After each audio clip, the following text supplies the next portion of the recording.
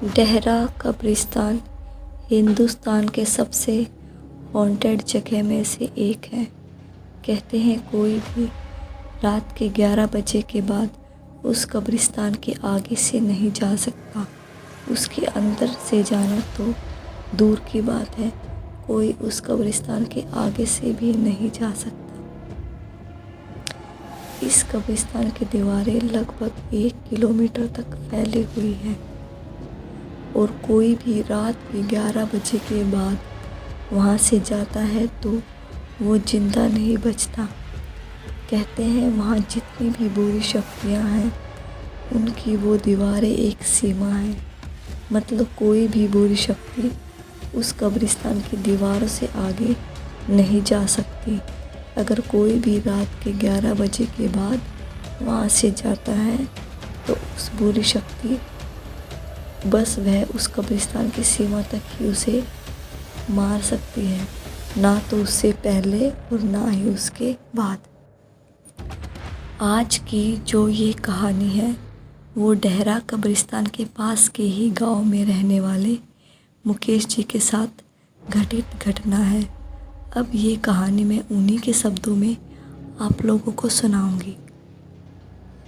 मेरा नाम मुकेश है और मैं टांगा चलाने वाला हूँ। वो रविवार का दिन था, शाम के 7 बजे थे और मैं अपने घर में था।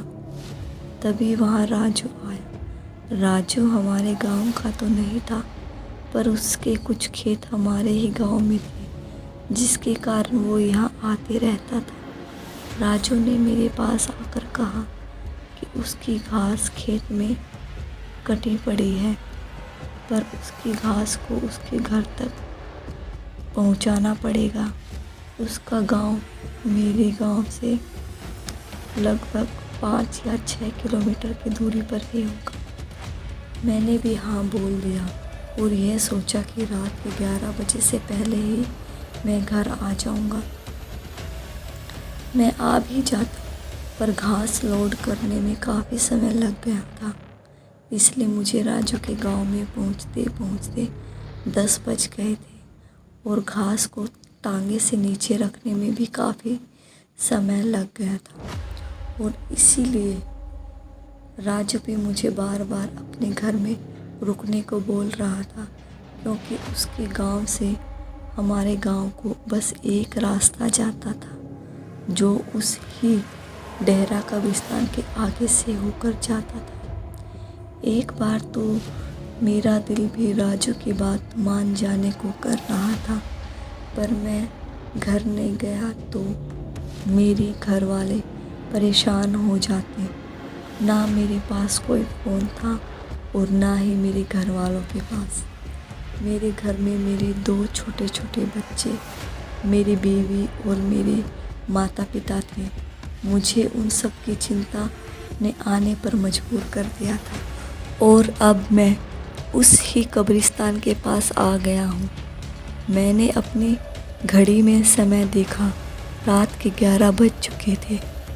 पहले तो मैंने लौट जाने को सोचा, फिर मैंने किसी तरह हिम्मत करी और आगे बढ़ा। मैं अभी कुछ ही आगे गया था, तभी मुझे ऐसे लगा कोई मेरी टांगे पर आकर बैठ गया हो। मैंने एकदम से पीछे मुड़कर देखा, पर वहाँ कोई नहीं था। पर मुझे अभी भी यह लग रहा था कि कोई मेरे पीछे बैठा हो। फिर जब मैं थोड़ा और आगे बढ़ा तो मेरे टांगे में वज़न बढ़ गया हो। मैं जैसे जैसे आगे बढ़ रहा था, टांगे में भी वज़न बढ़ते जा रहा था। अब पीछे इतना वज़न हो गया था कि मेरा टांगा आगे से थोड़ा थोड़ा उठने लगा था और मेरा घोड़ा भी अब लंगड़ा लंगड़ा कर चल रहा था। मैं अब समझ गया था कि वो इसमें आ गई है और अब शायद मैं ना बच पाऊँगा।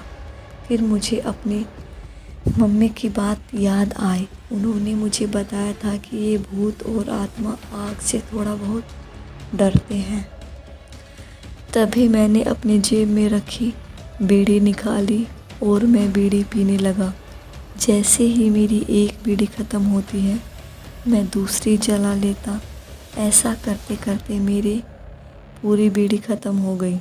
टांगे में इतना वजन हो गया था कि टांगा बहुत धीरे धीरे चल रहा था, इसलिए मैं अभी कब्रिस्तान को आधा भी पार नहीं कर पाया था। सर्दी का समय था, इसलिए मैंने काफ़ी कपड़े पहने थे।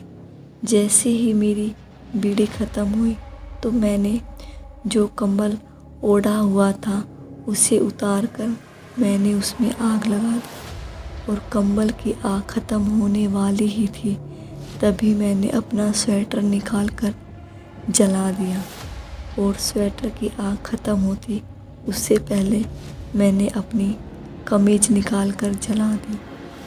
जान बचाने के लिए कुछ तो करना ही था, इसलिए मैं अपने शरीर पे पहने सभी कपड़ों को जला रहा था।